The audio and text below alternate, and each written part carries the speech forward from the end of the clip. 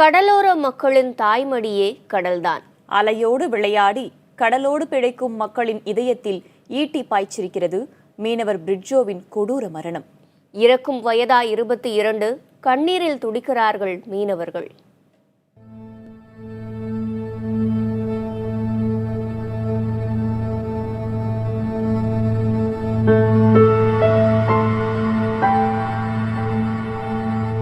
தங்கச்சிமடம் மாந்தோப்பு கிராமத்தைச் சேர்ந்த கிம்லஸ் என்பவரின் 4வது மகன் பிரிட்ஜோ.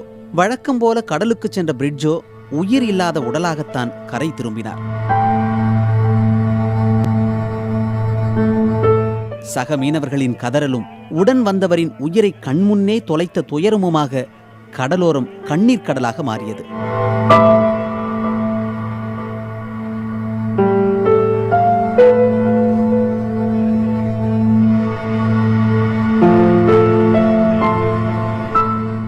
எதிர்பாராத குண்டடி தந்த அதிர்ச்சியில் உறைந்திருந்த பிரிட்ஜோவின் கண்கள் அனைத்து மீனவர்களையும் உலுக்கிவிட்டது.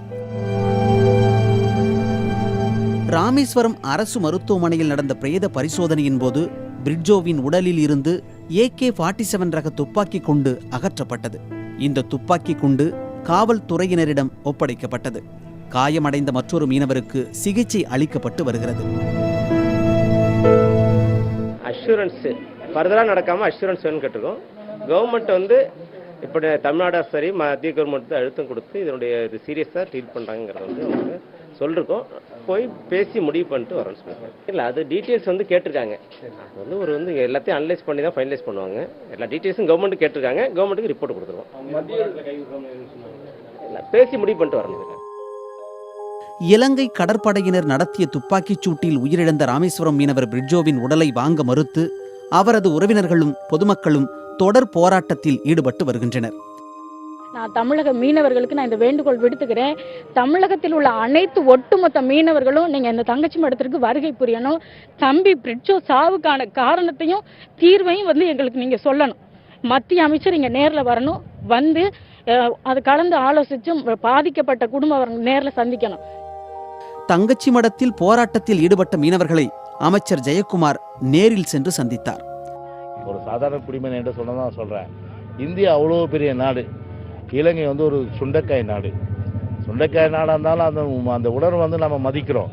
ஆனால் அதுக்காக இலங்கை கடற்படை ஒரு சட்டத்தை கையில் எடுத்துக்கிட்டு அவங்க பார்த்தீங்கன்னா ஒரு நாட்டில் நாட்டிடைய சட்டம் இன்டர்நேஷ்னல் லா கிடையாது, இது எந்தவித அரசும் கிடையாது அப்படின்னு சொல்லி கண்மூடித்தனமாக ஆதி காலத்தில் காட்டு மிராண்டித்தனமாக நடந்தா அது நிச்சயமாக மனித குலன்றது ஒரு மனித சமுதாயம் ஏற்றுக்கொள்ள முடியாத ஒரு செயல்.